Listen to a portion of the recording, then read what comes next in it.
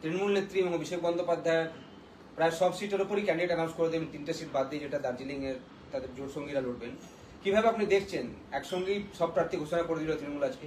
প্রধানমন্ত্রী ব্রিগেডে বলে দিয়েছিলেন কাউন্টডাউন শুরু হয়ে গেল, আজকে একসঙ্গে সব প্রার্থী এবং প্রার্থীদের নাম যে এখন পর্যন্ত দেখলাম, এক্সপেরিমেন্ট করার আর সাহস তৃণমূল কংগ্রেস দেখালো না, মানে কাউন্টডাউনটা অনেক দ্রুত হয়ে গেল।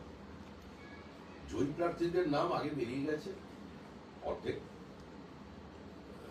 এবার এই প্রার্থীদের নাম বেরোলো, আশা করবো এরা ভালো লড়াই দেবে, তৃণমূলে বিদায় নিশ্চিত। সৌমিকদা, এবার অনেক নাম বাদ গেল, কাঞ্চন মল্লিক থেকে চিরঞ্জিত চক্রবর্তী। যাকেই বাদ দিন আর যাকেই রাখুন, মানুষ তৃণমূলকে এক নামে চেনে, সারা দেশ জুড়ে একটাই আওয়াজ, চৌঠা মে তৃণমূলকে।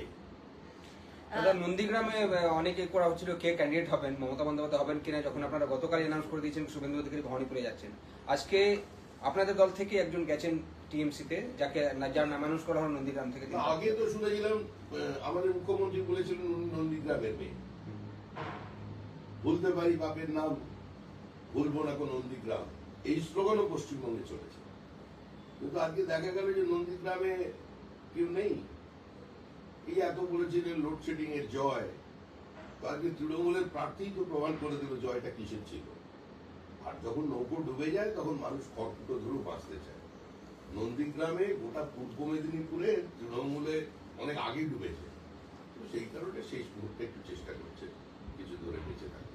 আর ভবানীপুরে কি হবে দাদা? সেখানে বলেছেন যে ভবানীপুরে আমি 365 দিন কাজ করি এবং সেখানে মানুষের কাছে রয়েছে এবং এটা একদিনের লড়াই নয়, আমি ভবানীপুরের মানুষের পাশে 365 দিন থাকি। দেখুন, রাজ্যের মুখ্যমন্ত্রী, তার রাজনৈতিক উচ্চতা, তার পরিচিতি, তার রাজনৈতিক ইতিহাস, অতীত সব দেখার পরেও যখন মুখ্যমন্ত্রীকে বলতে হচ্ছে যে আমি 365 দিন ভবানীপুরের জন্য কাজ করি, নিজে বলতে হচ্ছে, তো এটাই তো ফলাফলটা কি হবে তার বার্তা দেবে। নন্দীগ্রামেও আমাদের বিরোধী দলনেতাই জিতবে। দাদা, আপনাদের প্রথম ভবানীপুরে কি হবে?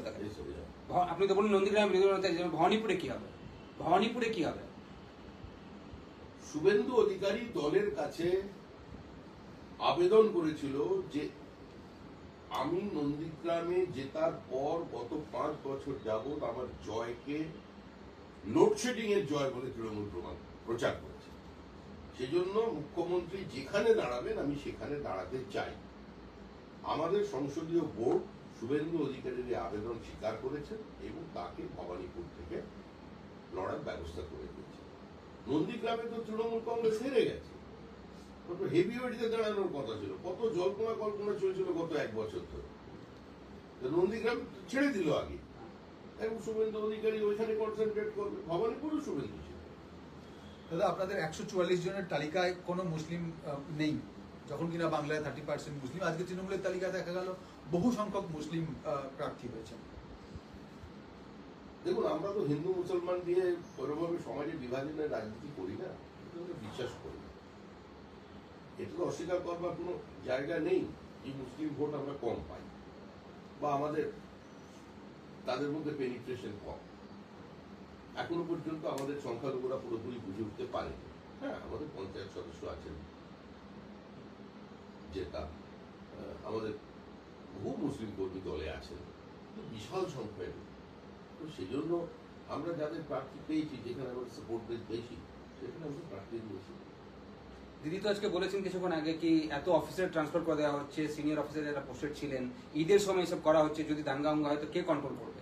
তৃণমূল কংগ্রেস মনে প্রাণে চাইছে যে পশ্চিমবঙ্গে দাঙ্গা হোক, এবং পশ্চিমবঙ্গের দাঙ্গা হয়ে যে শান্তিপ্রিয় বাঙালি তার আতঙ্কিত হয়ে যাবে, দাঙ্গার ভয় দেখিয়ে।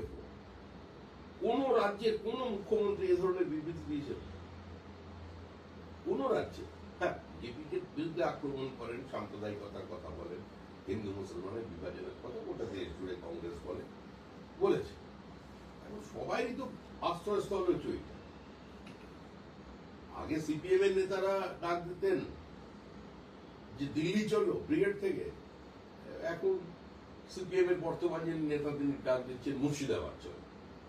বিজেপি মুর্শিদাবাদ চলো রাজনীতি, বাবরির রাজনীতি, বিভাজনের রাজনীতি, 70% 30%-এর রাজনীতি, কেটে ভাসিয়ে দেওয়ার রাজনীতি, ইমাম মুয়াজ্জিমকে তোষামদের রাজনীতি, হ্যাঁ, এগুলো তো বিশ্বাস করে না।